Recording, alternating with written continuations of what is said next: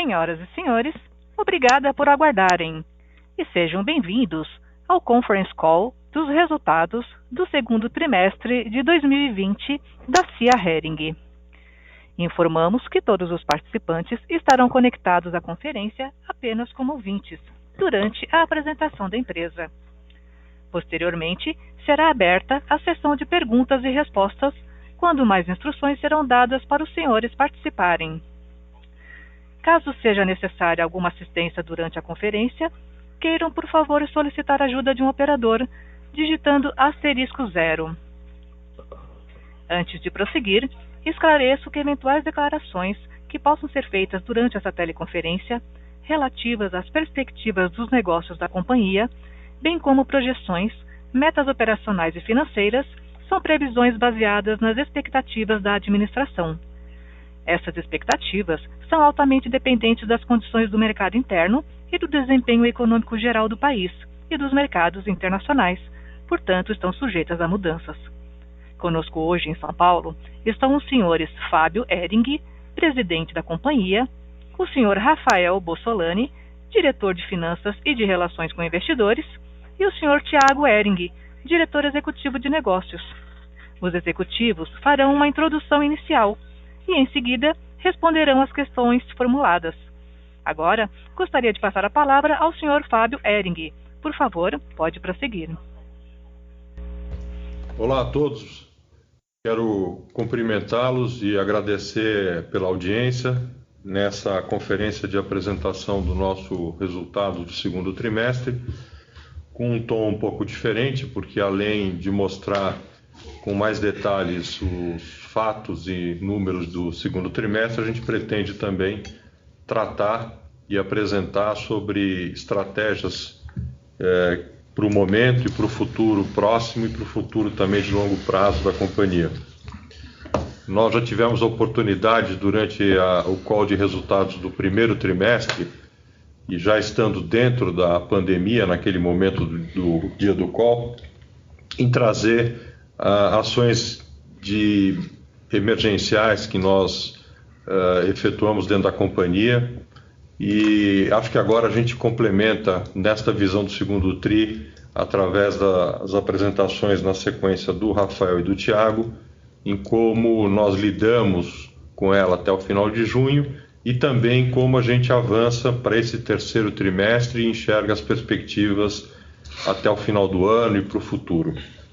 Acho que a companhia, evidentemente, mostrou resultados no segundo trimestre bastante impactados pela pandemia. Entretanto, nos traz muita satisfação dentro de casa uma série de mudanças e uma série de inovações que conseguimos implementar, considero eu, num curto prazo de tempo. Então, com isto, eu acho que, feitas essas considerações iniciais, eu queria primeiro passar a palavra para o Rafael, que fará a apresentação dos resultados, e ele depois, na sequência, será seguido pelo Tiago, com a apresentação dos negócios, tanto de presente quanto também perspectivas para frente. Muito obrigado, e todos nós três estaremos à disposição na sessão de perguntas e respostas. Obrigado, Fábio. Bom dia a todos. Espero que estejam todos bem e com saúde. Obrigado aí pela presença na participação no nosso call de resultados aqui do segundo trimestre de 2020. Gostaria de começar aqui com os nossos resultados e desempenho financeiro no slide número 4. Então, a receita bruta da companhia ela atingiu 142,3 milhões. Isso representou uma queda de 66,3% em relação ao mesmo período do ano anterior. Esse declínio ele é explicado primordialmente pelo fechamento de toda a rede de lojas físicas, que refletiu negativamente tanto no abastecimento sell-in quanto nos canais de venda direto ao consumidor. Durante o segundo trimestre, a gente teve uma reabertura gradual das lojas físicas, sendo que ao final do trimestre, a gente tinha 62% da nossa rede total de lojas abertas. Aqui é super importante destacar uma instabilidade dessas aberturas, né, bem como os horários de atendimento reduzidos, né, em algumas praças importantes para a companhia, como São Paulo, Rio de Janeiro, além da queda de fluxo, né, principalmente nos shopping centers, né, que impactou também diretamente o desempenho desses canais físicos, né. As vendas para o nosso canal multimarca, elas atingiram 69 milhões, né, representou uma queda de 63%, né, versus o ano anterior. Esse desempenho também pode ser atribuído aos mesmos fatores que eu já comentei. Apesar dessa retração, né, eu ressalto a estratégia da companhia de desenvolver um novo canal de vendas, né, e aumentar a representatividade dos nossos clientes chamados aqui de Key Accounts, né, que em sua maioria são varejos especializados, grande parte online, cujo crescimento nesse ano foi de 237% versus o ano anterior. O destaque positivo da receita nesse TRI é para o nosso canal e-commerce, né. No segundo trimestre, as vendas via Web Store, elas cresceram 165%, elas totalizaram 40 milhões de reais, né, e seguiu acelerando aí nos meses subsequentes. Ao longo do trimestre, a gente fez uma série de aprimoramentos em nossa plataforma digital, os quais garantiram uma melhora na experiência e na navegação pelo site e acabaram se convertendo em maior fluxo orgânico de novos usuários, né, e também de compras recorrentes. A gente vai dar mais detalhes dessas iniciativas de digitalização na sessão operacional aí que o Thiago vai seguir. Seguindo então para o slide número 5, né, o lucro bruto atingiu 25 milhões de reais, né, decorrente do menor faturamento do período. Consequentemente, impactou nossa margem bruta no trimestre, né, que atingiu 21,1%, uma retração de 22 pontos, que foi impactada, além desse menor volume de vendas, né, que eu mencionei, que gerou uma desalavancagem operacional, né, com uma menor diluição dos nossos custos fixos, né, e uma perda de produtividade fabril. Apesar, que eu acho que é importante mencionar, de uma redução bastante acentuada, né, dos nossos custos de overhead, né, com suspensão e redução de contratos dos colaboradores das fábricas, através aí da adoção da medida provisória 936. Esses impactos, além desses impactos, né, o aumento na venda de saldos nosso versus a coleção regular no mix de produtos também impactou negativamente a margem bruta. Vale ressaltar que a gente está com uma qualidade muito boa dos estoques, tá? Com uma alta concentração aí de itens permanentes e perenes, o que limita uma necessidade aí acentuada de remarcações futuras pelo envelhecimento de coleções. Seguindo para o slide 6, as despesas operacionais elas atingiram um saldo positivo, elas foram positivas, né, de 25,9 milhões de reais, impactadas por alguns itens não recorrentes, né, principalmente o reconhecimento do crédito do PIS e COFINS, num valor de 150 milhões de reais. Incluindo os efeitos dos itens não recorrentes destacados aí na apresentação da tabela, o valor líquido ele foi de 115 milhões positivo, né? A companhia atingiu um montante, se a gente excluir esse valor, a companhia atingiu um montante de 89 milhões de despesas, né, que representa aproximadamente uma queda de 32% versus o ano anterior, principalmente aí por economias com despesas com pessoal, vendas geral e marketing, né? Em relação ao orçamento, né, foi uma redução mais acentuada ainda, representou mais de 40% de redução versus aquilo que a gente havia planejado. E para o segundo semestre do ano, a gente vai seguir com uma gestão bastante rígida dessas despesas, né, com expectativas também de redução versus o ano anterior. O EBIT da companhia ela atingiu 73,4 milhões, né, essencialmente em razão dessas despesas dos itens não recorrentes, né, que eu acabei de mencionar. E se a gente excluir esses...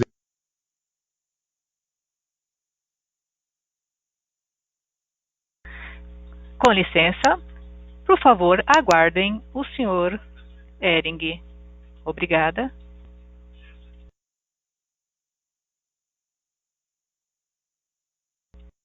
Bom dia a todos, Thiago falando. Espero que sejam todos bem e absolutamente confiantes como o nosso time, como a nossa liderança, de que a partir desse próximo trimestre a gente entre num ambiente de oportunidade, muito cientes e confiantes de que a gente possa executar uma melhor estratégia, atentos às tendências e às agendas que devem ser aceleradas. E eu, enfim, vou dividir a minha apresentação. Espera um pouquinho, vamos melhorar o áudio.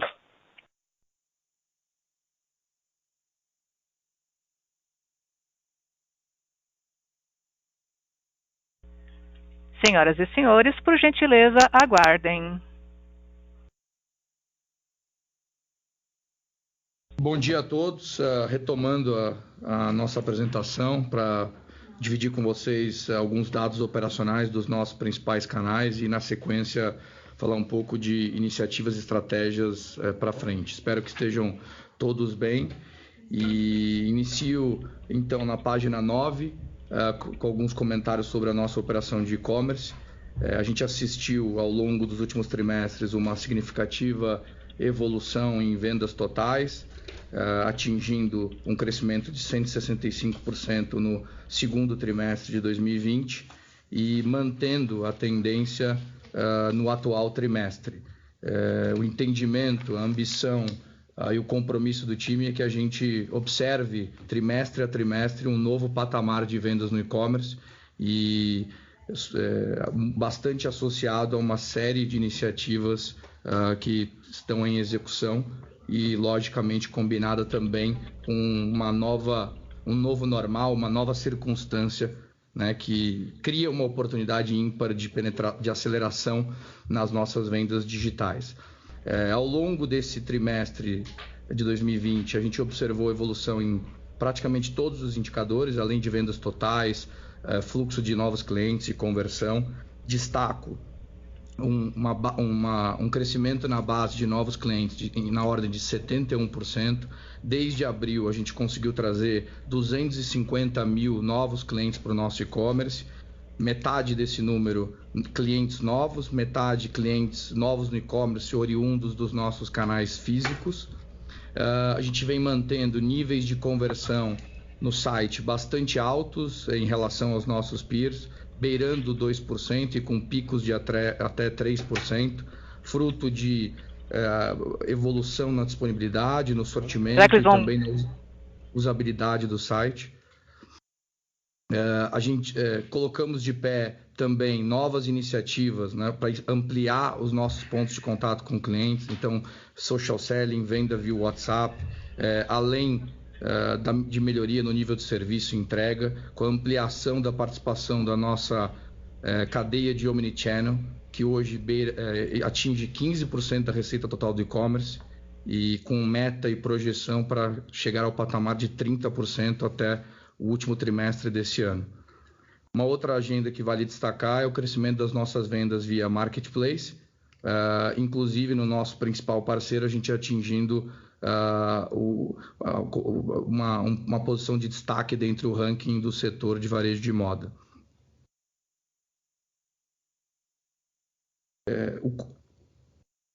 Os esforços para frente se concentram na integração dos nossos centros de distribuição e operação. A gente concluiu a migração do nosso centro de operação do e-commerce de Blumenau para Goiás no dia 6 de agosto. Isso instaura uma nova perspectiva com ampliação de disponibilidade, sortimento e a consolidação do conceito de arara infinita. A gente vem exaustivamente trabalhando a cauda longa do e-commerce, lançando cápsulas de maneira bastante ágil. Essas cápsulas de produto, esses testes, esse laboratório tem retornado resultados bastante interessantes. Tiveram em média 75% de sell-through no período, o que é um número bastante alto. Além disso, estamos desenvolvendo novas categorias em resposta, inclusive, a insights capturados desses clientes. A verdade é que a aceleração das vendas digitais traz um componente extra, que é uma melhor compreensão dos comportamentos de consumo e também se associando a marcas e conceitos sinérgicos num conceito de marketplace in. Além disso, ampliamos a atuação dos nossos 10 principais hubs regionais, melhorando o tempo médio de entrega, hoje em 3,5 dias, a metade se compararmos com a média do último ano e quase um dia menor do que o resultado apurado no primeiro trimestre de 2020. E rumo ao objetivo de ter pelo menos 30% da nossa venda online sendo despachada ou retirada nas nossas lojas físicas, explorando da melhor maneira a nossa capilaridade. Por fim, hoje fizemos o lançamento oficial para a pessoa física da nossa plataforma de social selling, que já vem operando com franquias, multimarcas e colaboradores desde o início da pandemia. São mais de 6 mil novos revendedores, ampliando bastante a nossa força de venda, ampliando a captura do sellout por parte da companhia, num conceito mais direto ao consumidor, mas mantendo sempre o parceiro, o stakeholder, o lojista dentro da proposta de valor. Então a gente criou uma extensão da nossa câmara de compensação Omnichannel, com um sistema de incentivo bastante coerente e equilibrado, mantendo todos os nossos parceiros dentro da ideia, dentro da plataforma e potencializando, portanto, esse novo canal de venda com skill fortemente digital. Na sequência, falo um pouco sobre a evolução do sellout na rede ao longo desses meses. Hoje, a gente está com uma base de lojas abertas no patamar de 88% da rede, pouco mais de 600 lojas, mas ao longo do tempo esse número variou bastante, o que torna, inclusive, a apuração do indicador bastante difícil. A gente ainda tem as principais regiões como São Paulo e Sul trabalhando em horário de funcionamento restrito, com menos horas e menos dias. Essas lojas estão dentro do resultado e naturalmente impactam o resultado. Mas o que a gente pode observar é que a gente tem tido mês a mês uma retomada de vendas. Em relação aos cenários projetados no início da pandemia, a gente tem superado todos eles. E a boa notícia é que em agosto a gente já começa a encostar e até superar o número do último ano, do last year. Estamos vivendo a semana 33 do nosso calendário e nos últimos dias a gente vem flat, vem encostado no ano passado e até nos últimos dias superando em same store sales o ano passado na combinação de vendas online e offline, o que é uma notícia bastante animadora para o time, para a nossa rede, porque pouco a pouco vai se restabelecendo um ciclo virtuoso, retomando vendas e com isso retomando rentabilidade, fazendo a marca e a máquina girar. A expectativa para frente ainda, óbvio, depende de todos os movimentos sociais e ações restritivas, mas o que pode ser dito no cenário atual, com o número de lojas abertas e mesmo com horários restritos em regiões como São Paulo, que representam até 43% da nossa receita, a gente vem conseguindo ter números bastante animadores nas 2 primeiras semanas de agosto, e como o gráfico da página 10 mostra uma evolução mês a mês desde abril até a presente data.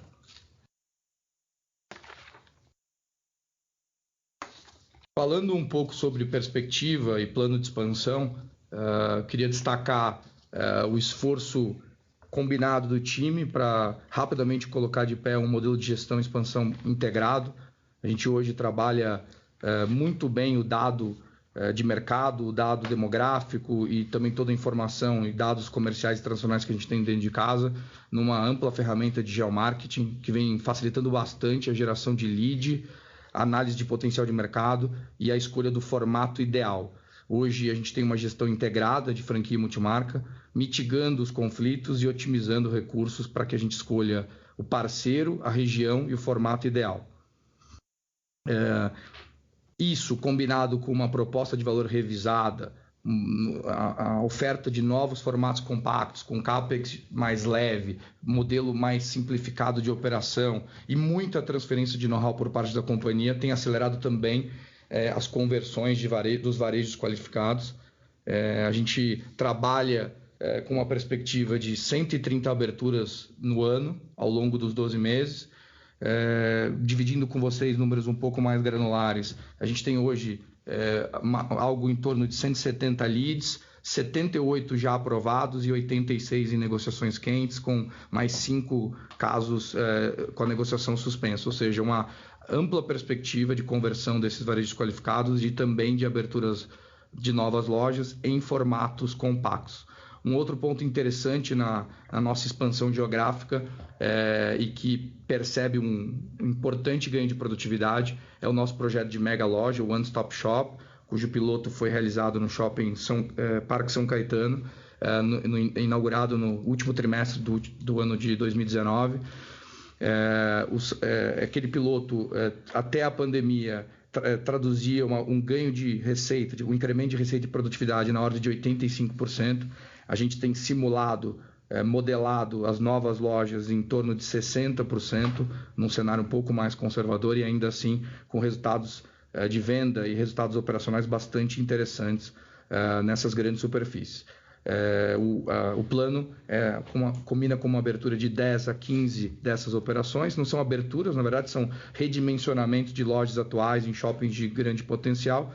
Nessa semana só, a gente fechou 3 novas negociações e estamos bastante animados e engajados nesse projeto também. Acho que é muito importante que a gente tenha mais variados produtos na prateleira de expansão para que a gente possa endereçar de novo essa combinação ideal entre o operador, o potencial de mercado, a geografia e o formato ideal para a melhor ativação de marca em cada um desses pontos. Além disso, tivemos importantes avanços na gestão dos nossos canais sell-in B2B, com a digitalização do showroom, realizado em julho, com mais de 6 mil clientes atendidos, um pedido médio bastante alinhado com o plano, né? A jornada digital, ela potencializou a experiência ao invés de restringir, diminuiu em 30% o nosso tempo de atendimento, fora o custo de servir, que ficou muito menor. Além disso, a experiência de showroom B2B, combinada com a nossa plataforma transacional Conecta, traz uma riqueza enorme de dados também no B2B, para que a gente possa potencializar também uma agenda de CRM B2B, entender melhor o comportamento de compra, personalizar a oferta e tudo isso em tempo real. Tudo isso. Então a gente consegue dados não só transacionais, ou seja, após finalização do pedido, mas também cliques, pesquisa, itens favoritados, tudo aquilo que é possível capturar de dado numa jornada B2C de um e-commerce típico, também no ambiente B2B. E por fim, todos esses parceiros e canais, multimarcas, franquias e também lojas próprias puderam ter, tanto no momento de restrição como com as lojas abertas, a sua força de venda potencializada por novas ferramentas. Então, colocamos de pé, além do social selling, uma ferramenta de vendas via WhatsApp, venda assistida, que tem sido essa combinação do digital com a assistência do humano, tem retornado níveis de conversão e ticket médio bastante altos. Em breve teremos, e vou falar mais para frente, novos canais de venda também sendo implementados na nossa rede. Além disso, observamos um crescimento interessante da representatividade dos clientes Key Accounts, né? E aí aqui eu divido em 2 agendas, os nossos principais clientes no ambiente digital, aumentando a nossa relevância no digital e também os volumes de venda. E aí ali sim, sempre com as nossas marcas principais e também alguns projetos que estamos desenhando para canais específicos, não especializados em moda, com marcas made for, ou seja, com linhas e marcas novas, dirigidas especificamente para esses canais e, de outro lado, mantendo o posicionamento das nossas marcas atuais em canais especializados de moda e nos canais próprios.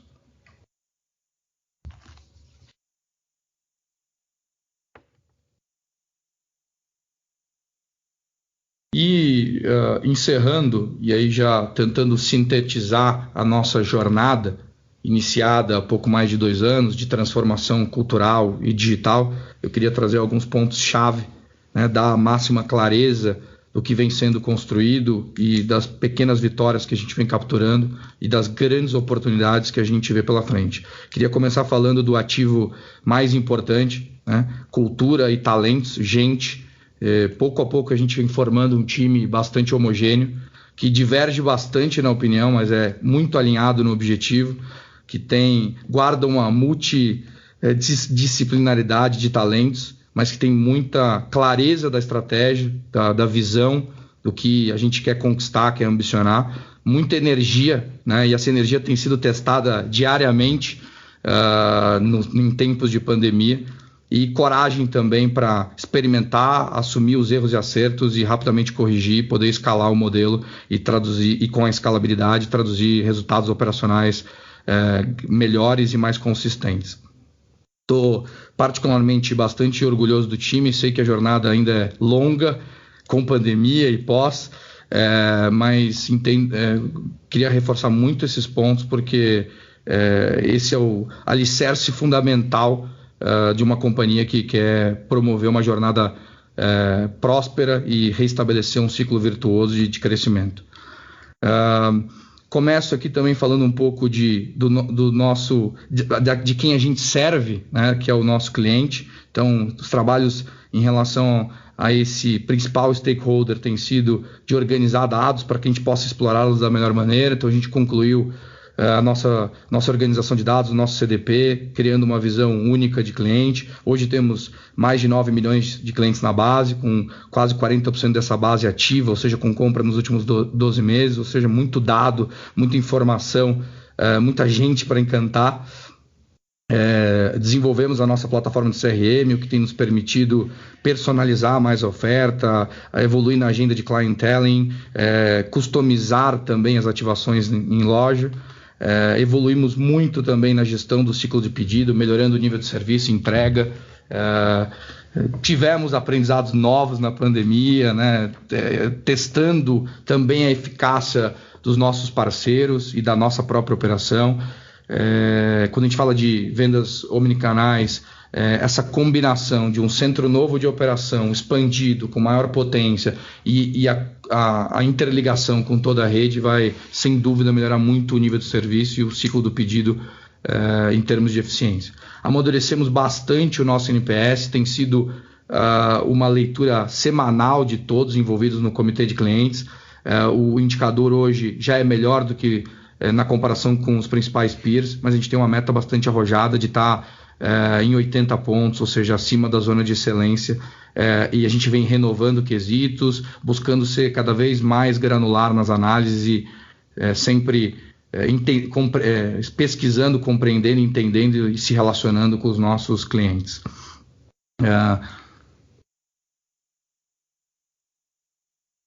Quando a gente fala do ativo marca, né, e acho que na era dos one-stop shops, na era dos marketplaces, esse ativo nunca pode ser subestimado. Ele tem um valor intangível enorme, e nesse sentido a gente vem evoluindo bastante em criar um posicionamento sustentável, ou seja, uma resposta sistêmica, que as nossas marcas sirvam a sociedade e o planeta onde estão inscritas. O consumidor vê cada vez mais valor na causa, no propósito, no impacto positivo. As nossas marcas são agentes de mudança cultural, que devem ser epicentros de conversa e precisam ser importantes veículos no que a gente vem chamando de jornada do conforto, que está bastante detalhado e especificado no nosso release.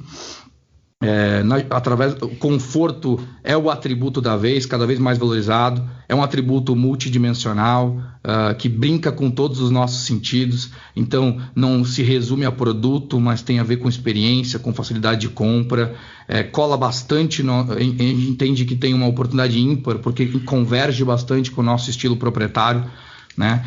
Por isso a gente vem fortalecendo o nosso core, dando ênfase nas nossas categorias-chave, no básico, na essencialidade, tentando sempre traduzir essa ideia de smart choice, né? Ou seja, a melhor equação de valor entre qualidade, tecnologia, preço e design, né? A gente entende que isso pode ser absolutamente poderoso e nos posiciona bastante bem no mercado. E sobre tudo isso, né, se a gente tem clareza do porquê e do que, a gente vem refinando também o como, né? Desenhando uma comunicação 360, ampliando a nossa geração de conteúdo no mundo digital. Tem sim aqui uma escolha de mais digital, mais on e menos off, mas importante que a gente seja relevante, que a gente seja útil, que a gente de fato crie engajamento, né? Crie impacto, crie utilidade para o nosso seguidor, para o nosso cliente. Avançando bastante na agenda de CRM, como eu disse antes, nas ativações, nas personalizações de oferta e potencializando a experiência. A gente tem investido bastante em usabilidade, tanto no site como nas lojas, melhorando nas lojas a execução do VM, tornando a jornada mais intuitiva, deixando o core à mão, e no site também com diversas fontes, e também com esse desafio de aplicar a usabilidade, os algoritmos, a ciência de dados para esse cliente em digitalização, esse cliente novo que transpôs a barreira do digital e traduzindo de novo a melhor usabilidade. E no futuro também investindo no app que a gente lança em novembro. Acho que o app é sempre um desafio para o setor de moda pela baixa frequência, mas a gente tem aqui uma ideia de combinação de produto, conteúdo e serviço que vai ser bastante interessante e que a gente entende que isso, junto com o nosso loyalty, vai impulsionar bastante também mais esse ponto de contato com os nossos clientes. Falando de portfólio, e aqui o ponto de partida é estressar, desafiar cada vez mais a cauda longa, ou seja, usar o nosso e-commerce como um grande laboratório. A gente conseguiu colocar cápsulas em menos de 3 semanas no ar. Elas tiveram, como eu disse antes, 75% de sell-through na média, o que é bastante alto, e obviamente que elas servem de insight, de input, de dado, de fato, né, de venda provada, para que a gente possa, com isso, trabalhar bem a pirâmide de produto e retroalimentar essa pirâmide da ponta para baixo, ampliando o nosso hall de best-sellers, dando solidez para a nossa pirâmide de produto. A gente vem conseguindo personalizar mais ofertas, ou seja, trabalhando bem a ideia de mass customization no cluster de loja e sendo até cada vez mais granular, pensando em agrupamentos de clientes e não só em clusters de loja, testando novas categorias de produtos e serviços sempre, usando e abusando na nossa capacidade de sourcing, mas também se juntando a parceiros. E, óbvio, atento às oportunidades de mercado, né? A gente é sempre importante quando a gente fala de oportunidades de M&A, que sejam marcas e negócios sinérgicos, né? Que a gente consiga correlacionar e equilibrar tendência, macro tendência, mercado endereçável e com sinergia com a ideia de maior de jornada do conforto, para que sim, a marca e a plataforma como um todo possam crescer fortemente. E aí, quando a gente desce mais para o ambiente de canais e de forte interação com o cliente, essa ideia de Unified Commerce, e aqui usando o buzzword que a gente quiser, mas a gente vem consolidando o nosso Omni-Commerce. Eu sempre falo de ser Omni de verdade, não tem a ver só com tecnologia empregada, com câmera de compensação, com todas as lojas terem o aplicativo, a tecnologia, tem a ver sim com engajar os times, a rede e acelerar a penetração dessa venda Omnichannel. A gente tem um potencial enorme com mais de 750 lojas no Brasil e pontos de venda multimarca de ter esse grande estoque virtual avançado. E a gente vai assistir com certeza mês a mês, gradativamente, esse índice de 15% de Omnichannel crescendo fortemente e a gente plugando, né, toda a rede, consolidando esse ambiente Omnichannel que tem um potencial de captura enorme. Na ideia de escolher os melhores formatos para servir o cliente, eu falei um pouco sobre novos formatos, né, sobre os formatos compactos, a Basic Shop e a franquia Light, interior afora, e também a mega loja, né, o One Stop Shop, que carrega todo o portfólio e serve também de hub de distribuição e centro de experiência, né. Acho que a grande cereja do bolo, grande ponto de contato do nosso consumidor, nosso cliente com a marca e com o nosso portfólio. A gente vem extrapolando os limites e as restrições de circulação físicas, botando de pé rapidamente novos produtos e canais digitais, como eu citei, a plataforma de social selling, o WhatsApp e o app. Isso sem dúvida cria mais pontos de contato, aumenta a conversão, aumenta o spend, né, o gasto médio do cliente, e também quando a gente consegue combinar a ferramenta digital com algum nível de assistência, a gente consegue, além de ter indicadores de produtividade maiores, criar um grau de satisfação maior para os clientes.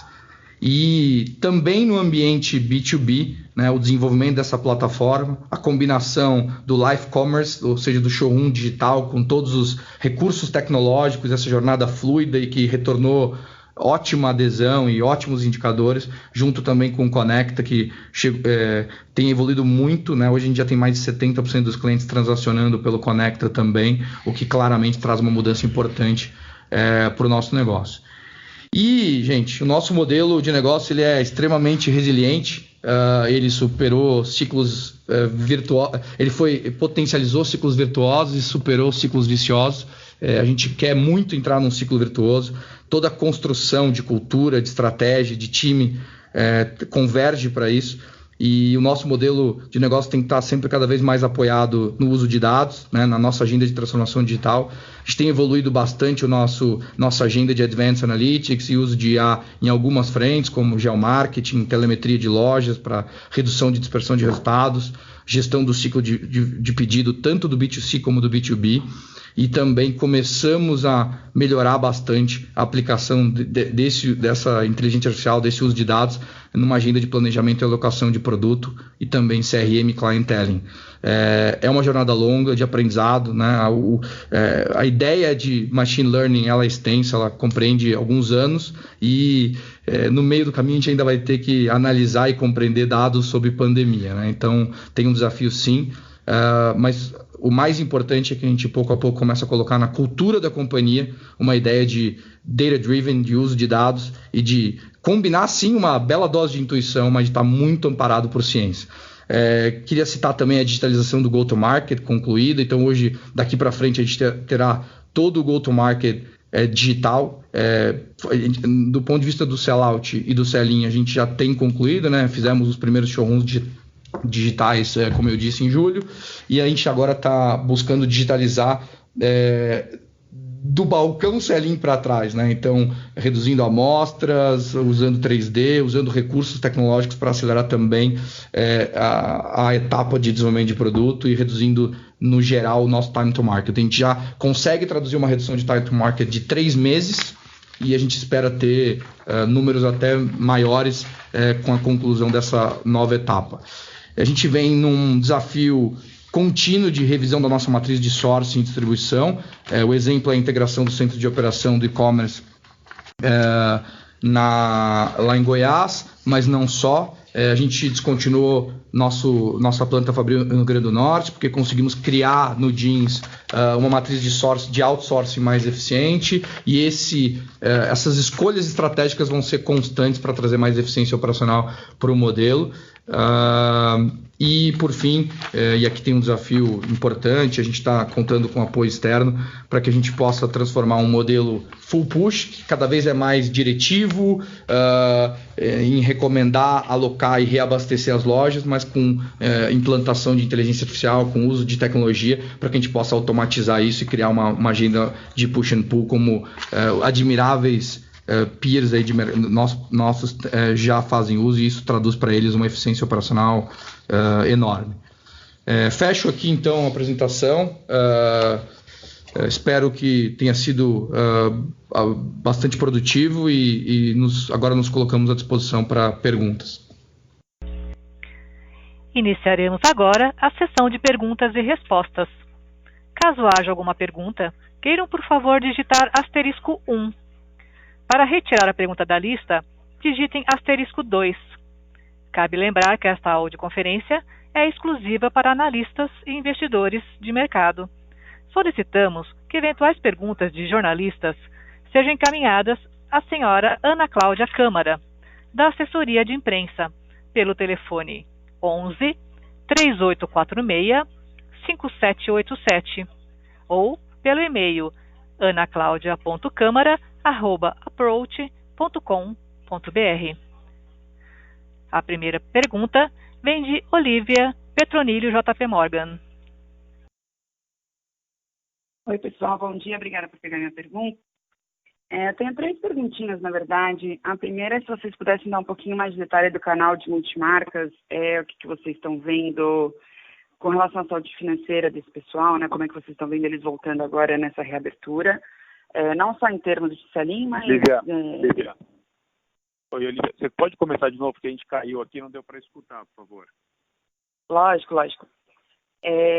Bom, minha primeira pergunta é quanto ao canal Multimarca, se vocês pudessem dar um pouco de detalhe do que vocês estão vendo de saúde financeira desse canal, né? Não só o que vocês estão vendo de Selim agora no retorno, mas, enfim, o tamanho que o canal volta, se vocês acreditam que ainda vão perder base ou que vocês acham que essa limpeza já foi feita.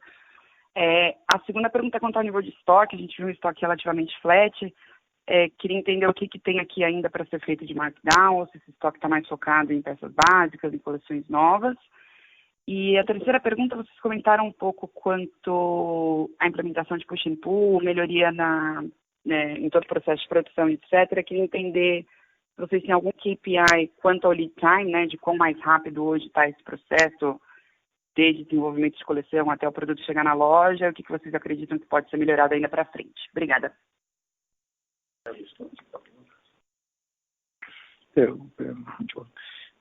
Olivia, bom dia, Thiago. Sobre o Multimarca, a gente tem tido uma surpresa positiva com o showroom, como eu disse, tanto na recuperação da venda como na adesão dos clientes. A gente teve pouco mais de 6 mil clientes frequentando o nosso primeiro evento em julho. Lembra que a gente fatiou o nosso evento de go-to-market em 3 eventos. Um aconteceu em julho, o próximo em agosto e o próximo em setembro. E como primeira meta, o objetivo foi cumprido, tanto do ponto de vista de vendas, como de base de clientes, como de indicadores de pedido médio e conversão. A gente tem visto níveis de inadimplência do Multimarca abaixo da provisão, abaixo do que a gente entendia como um cenário pós-pandemia. E a gente não tem, daqueles clientes, pouco mais de 350 clientes do Multimarca que a gente tem controle de sellout, né, a integração da informação, eles tiveram até um desempenho muito alinhado com a nossa franquia de rua, ou seja, bastante melhor do que a média e bastante melhor do que o shopping, até porque estão em regiões de interior afora. Isso, obviamente, cria um impulso para frente em termos de abastecimento. Em relação ao estoque, o estoque está levemente abaixo do ano anterior. Obviamente, a gente está vivendo uma situação de rolling forecast, né? Então, cada semana os números são replanejados. A gente está vendo uma perspectiva de aceleração da curva, ou seja, cobertura caindo. Mas eu queria destacar a qualidade do estoque. A gente tem hoje um estoque concentradamente em itens perenes, básicos e essenciais, ou seja, continuados, sem nenhuma pressão de markdown. Isso fruto de uma diligente gestão de planejamento de produto e produção nos últimos meses, onde a gente, em parte, parou as fontes de produção e suspendeu a carteira, e, na sequência, a gente focou todo o desenvolvimento e a produção em itens essenciais, olhando para frente, né? Então, itens de verão para frente.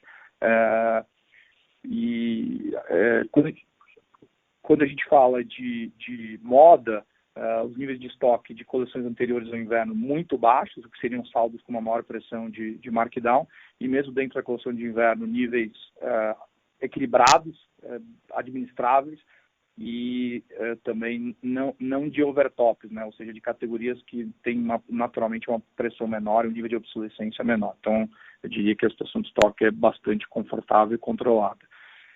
Sobre time to market e todos os investimentos e as agendas na cadeia de supply, a gente, como eu disse na minha apresentação, a gente já vê uma redução de 3 meses no ciclo total, tanto é que a gente conseguiu fatiar o evento de go-to-market de verão e alto verão para clientes Selim em 3, né? Ou seja, vou te dar um exemplo, o dezembro, que seria um mês de sellout que ele compraria em julho, né? Ele tomaria a decisão de Selim em julho, ele vai tomar na segunda metade de setembro, ou seja, tem uma redução aí importante no prazo, e a gente sim tem a expectativa de novas versões. Quando a gente olha o best case scenario, né, o melhor cenário, foram as cápsulas que a gente conseguiu botar de pé em 2 ou 3 semanas no site, em cauda longa. Essas cápsulas poderiam ter tido a escala de um varejo físico, né? A ideia de lançar na cauda longa é o teste, a experimentação, mas eles poderiam ter tido a amplitude e também ter ido para o varejo físico. Então, a gente começa a olhar como melhor caso 2 semanas para a tendência, mas a gente consegue ver também uma redução importante, não só pelo uso de tecnologia e dados, mas principalmente a digitalização da cadeia, mas pela simplificação da agenda, né? Quando a gente digitaliza o showroom, quando a gente abre mão das amostras, quando a gente faz tudo em formato 3D, quando a gente revisita também a nossa matriz de sourcing e melhora a gestão do ciclo de pedido, tudo isso combinado melhora o time to market e o lead time final. Então, a gente já tem ganhos importantes e deve ter novas reduções para frente, ficando mais alinhado com players puros de sellout. Eu diria que até o desafio aqui é ter um time to market até menor do que eles, principalmente naquelas linhas que a gente produz internamente. Olívia, Rafael falando. Eu queria só complementar a resposta do Thiago com relação aos estoques, que ele já mencionou aqui a boa qualidade e controle que a gente vem exercendo nos nossos estoques da companhia, da indústria, né? Então, limitando aí um eventual impacto na margem daqui para frente. Mas eu acho importante também a gente destacar o nível dos estoques na ponta, né? Então, durante esse período de pandemia, a gente observou uma desestocagem, né, do canal, então a gente observou uma redução aí no canal, principalmente no canal franquia, quando a gente olha a mesma voz, em torno de 15% de redução dos estoques na ponta, né? Então, isso também abre espaço para que esse franqueado, principalmente, volte a se estocar com estoque de boa qualidade daqui para frente. Isso aqui é um efeito também de uma movimentação que a companhia vem tomando já há algum tempo, né? Que é exatamente esse controle de abastecimento no push, né? E vai fazendo uma reposição aí de acordo com o giro que a gente observa na ponta. Perfeito, pessoal, ficou super claro. Obrigada. A próxima pergunta vem de Helena Vilares, do Itaú. Oi, pessoal, bom dia. Obrigada por pegar a minha pergunta. Eu acho que vocês mostraram no call e no release mesmo várias iniciativas bem legais para se adaptar nessa transformação que o mundo todo está passando, né, e os varejistas especialmente. A nossa dúvida aqui só é o que é prioridade, né? Quais são as principais prioridades que vocês pretendem atacar e que tipo de estrutura vocês têm em place agora para poder ter esse tipo de questão do que é prioridade, o que não é tanto, para um projeto não atrapalhar o outro. Essa é a primeira dúvida. E a segunda dúvida é uma coisa mais conceitual, assim, um pouco olhando mais para frente, né? Uma Hering daqui a 1, 2 anos. Como que vocês enxergam esse mix de canal, né? Porque vocês têm várias iniciativas para ajudar vários canais, transformação digital para o franqueado, para a companhia como um todo, até para o multimarca. Mas como que vocês enxergam a companhia daqui a 2 anos em termos de mix de canal, mais ou menos? O que vai ser mais relevante, o que menos relevante? Ou talvez até o marketplace separando um pouco aqui do e-commerce próprio. Como é que vocês enxergam tudo isso? Obrigada. Bom, Helena, Thiago, vou responder as duas de trás para frente. Então, quando a gente fala de mix de canais em 2 anos, a gente sim espera uma captura maior de sellout por parte da companhia, ou seja, a aceleração dos nossos canais próprios, sejam lojas no formato One Stop Shop e outros formatos, obviamente nas principais regiões, principais centros econômicos, e a forte aceleração do e-commerce, né? A gente aqui deu um indicativo de penetração do e-commerce para 2021 no patamar de 20%. Mas isso não significa desprestigiar ou desinvestir dos canais sell-in. O que a gente começa a enxergar é uma lógica dentro do nosso modelo que é de intermediação, de maior captura do sell-out por parte da companhia, né, ela operacionalizando, mas tendo a força de vendas ao longo da cadeia, bem amarrada, com papéis ressignificados, mas bem amarrada no sistema de incentivos e capturando parte dessa receita. Acho que já fala muito de conceito de profit sharing ou revenue share para manter essa rede engajada. Isso não significa que a gente vai ter só lojas próprias, muito pelo contrário, a gente acredita muito nos canais de sell-in, tanto franquia como multimarca, que eles garantem boa capilaridade, e é muito importante ter o empreendedorismo como força motriz. Ele é uma grande força motriz. A gente vê muito valor na dor de dono, né, no senso de urgência desses parceiros. Mas sim, a gente deve ter, ao longo dos próximos 2 anos, um mix de canal com um aumento de penetração dos canais próprios, tanto lojas como e-commerce, principalmente. E também, quando a gente fala de social selling, fala de plataformas DTC, a gente está, sim, envolvendo esses parceiros, mas a captura do sellout acaba sendo nossa, com pagamento de, como eu disse, parte da receita ou de comissões ao longo da cadeia.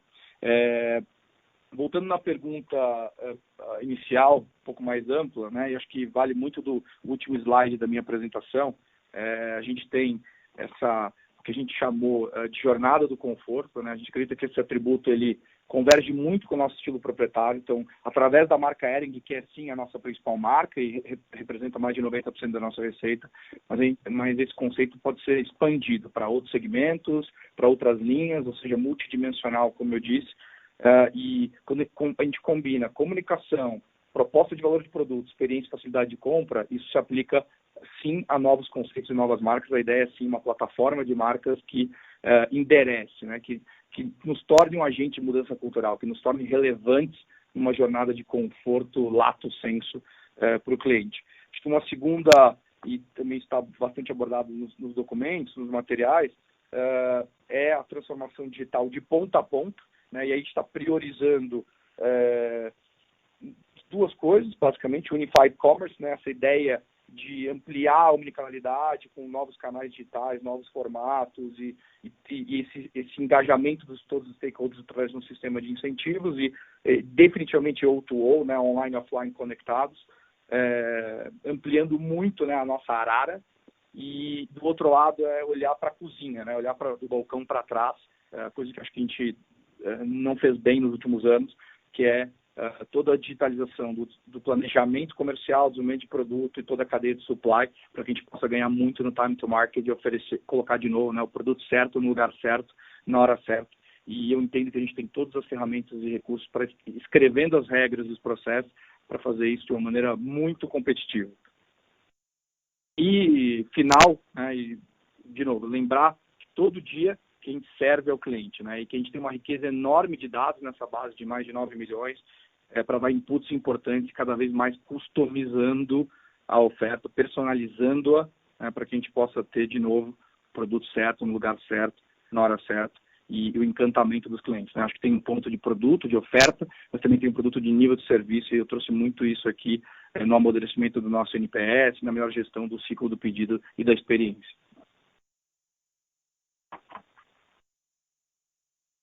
Tá ótimo, muito obrigada. A próxima pergunta é de Tobias Stingelin, do Citi.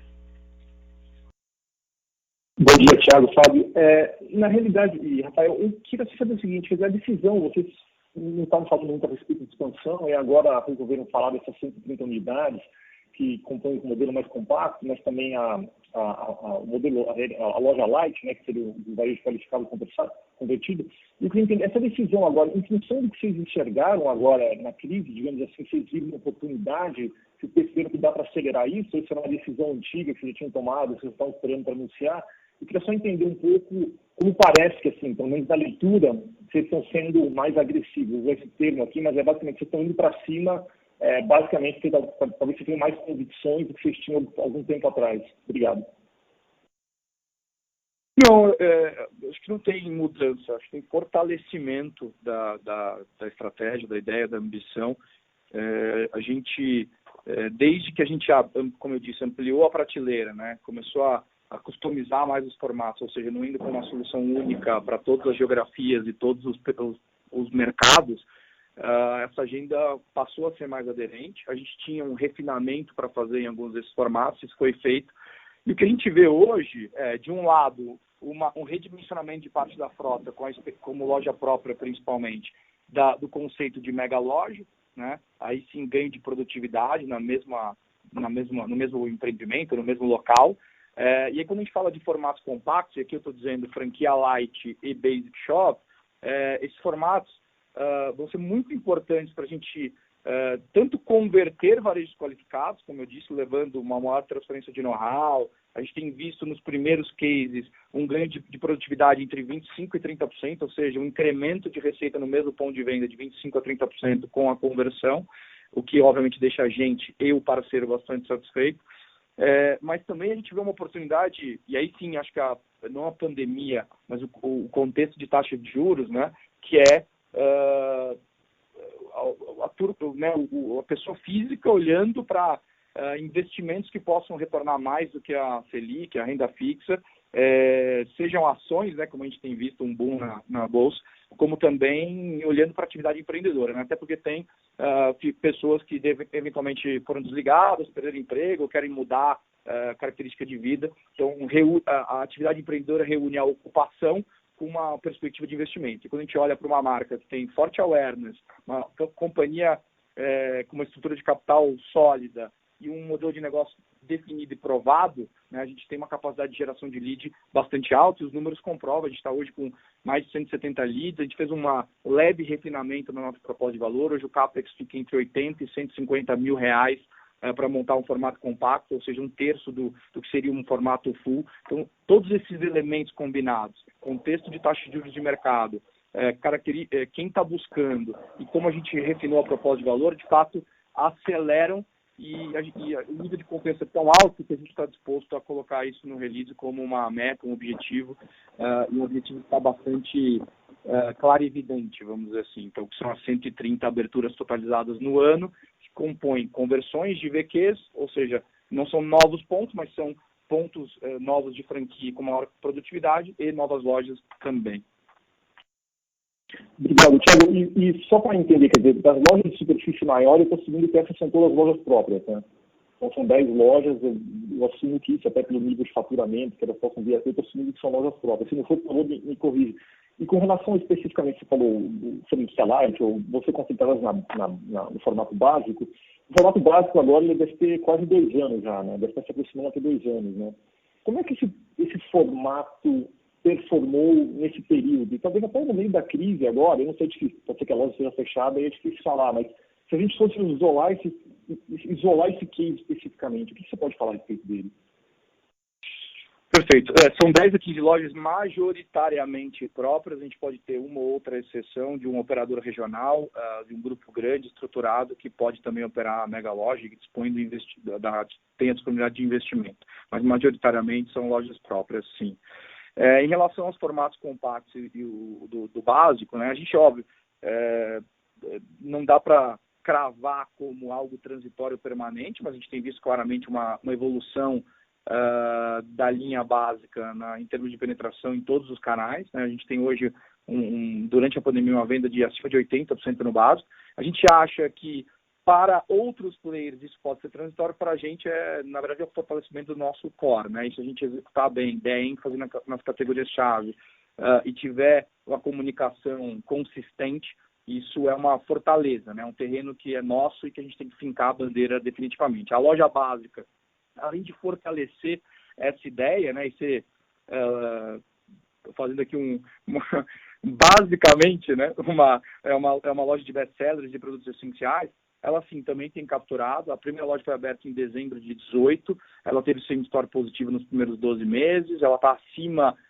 do orçamento inicial, ou seja, do que foi planejado em termos de plano de negócio, e até aqui todas elas têm cumprido o plano. Obviamente que é um formato compacto, superfície menor, vendas absolutas menores, mas que guarda uma boa rentabilidade por 2 razões. Porque tem custos de ocupação menores, né? É capilar no sentido de entrar em regiões, talvez, de novo, com custos de ocupação mais atraentes. E, além disso, dada a concentração em itens básicos essenciais, ela tem um nível de markdown quase que zero, né, nulo. Então, isso também mantém a margem bruta num nível bastante saudável. Então, a gente está, sim, satisfeito. A ideia da franquia Light, em paralelo, é para regiões onde a característica de consumo não é só adstrita ao básico, e, além disso, varejos qualificados que já trabalhavam com outras linhas, outra parte do portfólio, e é importante que eles mantenham isso. E aí, nesses casos, o que a gente quer como trade-off é uma evolução na produtividade, aí, aquele número de 25%, 30% que eu coloquei na resposta anterior. Tá ótimo, perfeito. Obrigado, Ivan. A próxima pergunta é de Gabriela Katayami, do UBS. Oi, pessoal, bom dia. Obrigada por pegar minha pergunta. Eu tenho duas perguntas, na verdade. Uma primeira é sobre competição, como é que vocês estão vendo o ambiente competitivo. E a segunda é, nessa questão que vocês vão fortalecer agora o básico e o fashion, se mostrar mais em coleções cápsulas, como é que você acha que isso pode ajudar agora a fortalecer a margem bruta e o markdown da empresa como um todo, né? Dado que seu estoque vai ser muito mais perene, vocês vão ter menos itens que vão ter que ter o markdown por conta de coleções passadas. Acho que é isso.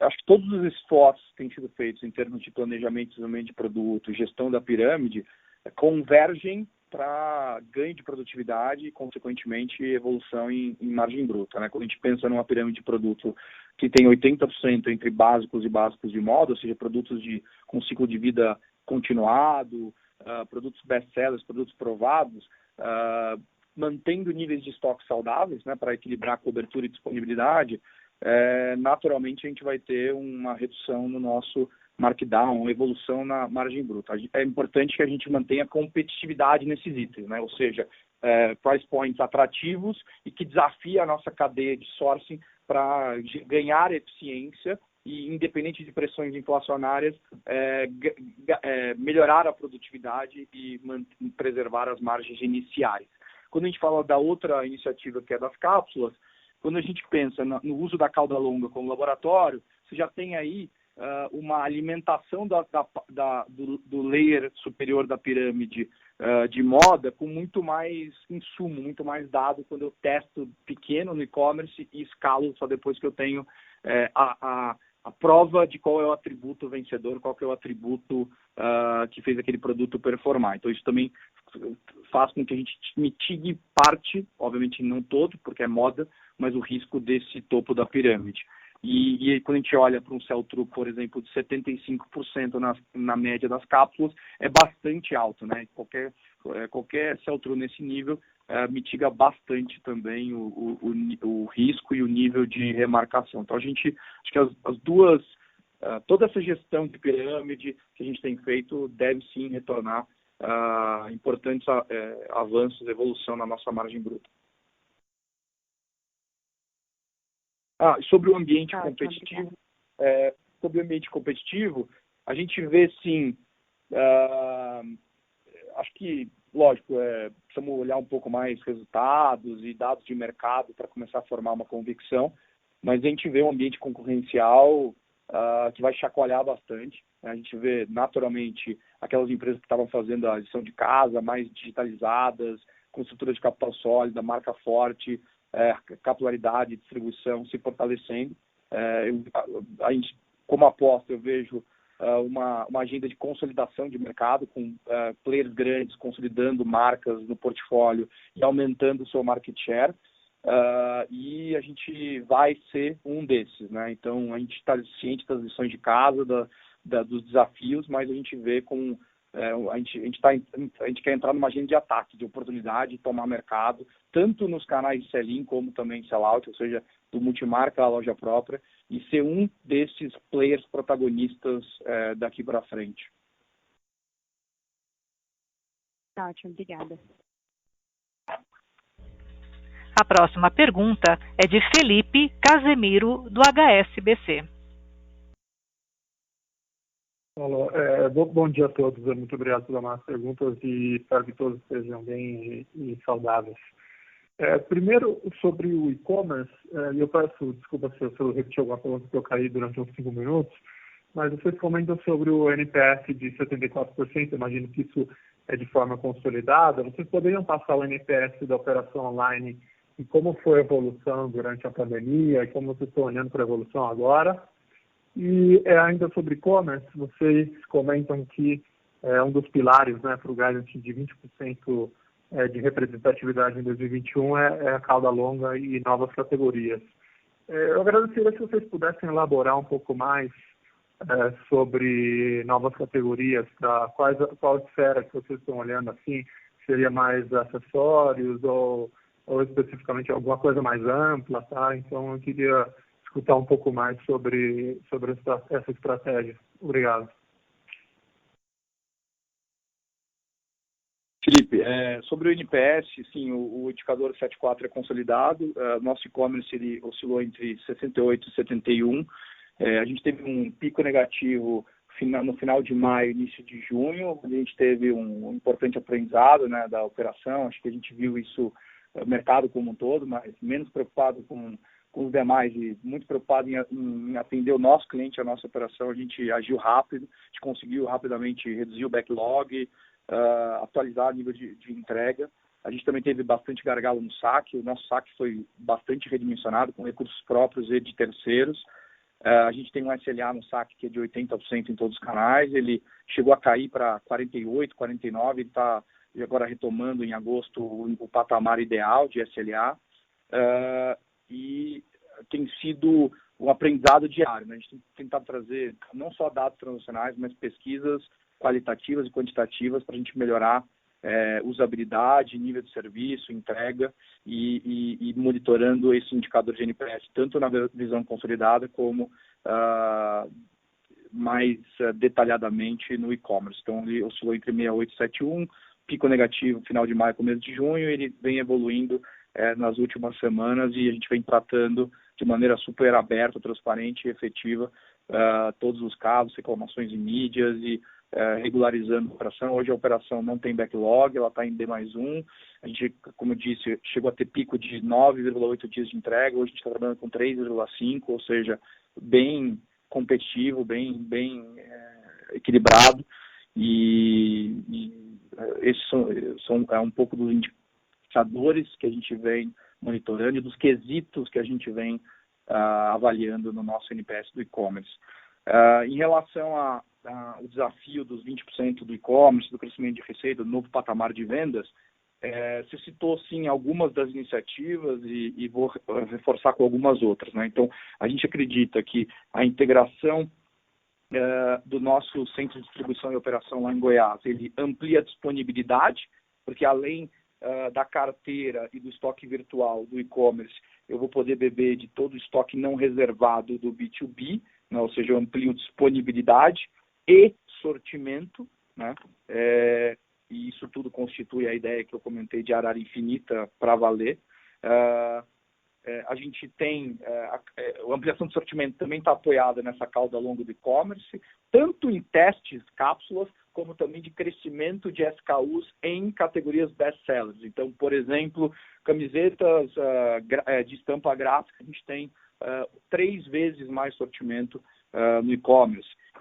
Básicos, a gente tem mais cores, a gente tem a cartela combinada do frio e do quente, para dar alguns exemplos de ampliação de sortimento. Além das cápsulas que a gente vem testando no e-commerce, a gente tem, como eu disse, essa ampliação de variantes de cor e de artigos nas categorias-chave, o que também dá bastante corpo e musculatura para o e-commerce. Novas categorias, a gente vem testando algumas em parcerias com o Lupo e outros parceiros até para aprender sobre esses segmentos.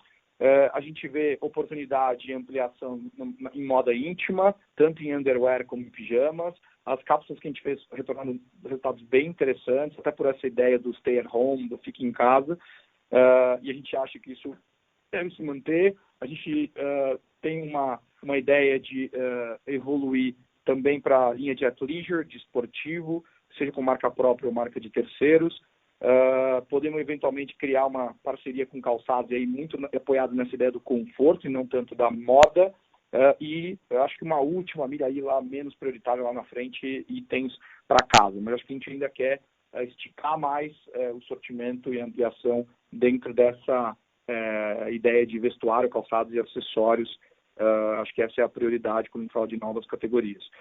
Uma outra agenda que também ela deve alavancar bastante o nosso e-commerce é o ganho de tração nos principais marketplaces. A gente era muito incipiente, menos de 5% da nossa venda era via marketplace out, e a gente está crescendo bastante isso mês a mês, com os principais parceiros, a gente está também plugando em novos. Acho que é muito importante no tema marketplace entender a aderência com a proposta.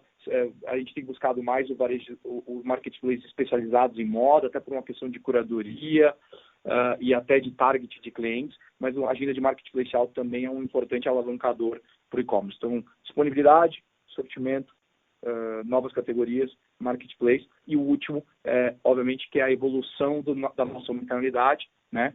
Eu falei da penetração, que deve sair de 15 para 30, né? Antes da pandemia era menos de 15, e obviamente durante a pandemia não capturamos o potencial total, porque durante boa parte do tempo algumas lojas estavam fechadas, mas essa omnicanalidade também, porque quando eu melhoro o tempo médio de entrega, aumento a participação da entrega super expressa, ou seja, melhoro o nível de serviço e experiência, e faço um bom uso do estoque avançado, ou seja, potencializo ainda mais a infinita, a gente entende também que é um último elemento importante na alavancagem do e-commerce.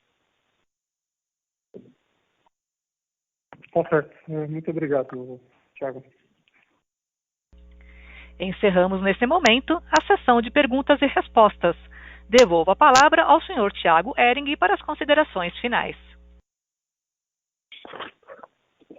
Queria agradecer a todos pela presença, desejar bom dia e reforçar como mensagem principal que a companhia se sente pronta, preparada para uma agenda de ataque.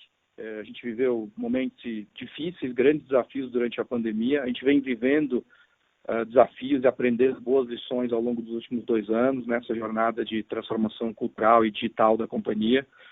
Mas a gente entende que a gente vem formando um time de líderes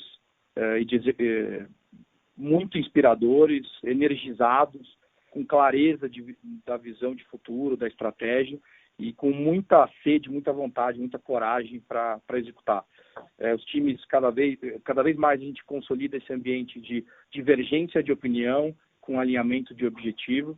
A gente sabe que a jornada é longa, que os resultados precisam ser crescentes e consistentes, mas a gente também tem que saber celebrar as pequenas vitórias, né, as iniciativas.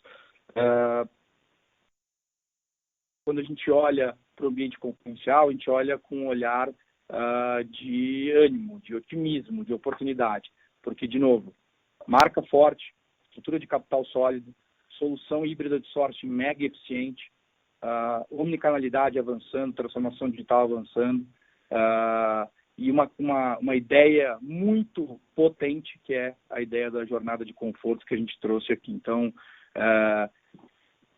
juntando tudo isso, a gente está absolutamente confiante, mas também sabendo viver dia após dia, aprendendo com as pancadas, com as lições, superando os desafios, e a gente vai sim capturar as oportunidades que o futuro reserva para essa companhia. De novo, obrigado a todos, um bom dia e até a próxima. O Conference Call da C.A. Hering está encerrada. Agradecemos a participação de todos e tenham uma boa tarde. Obrigada.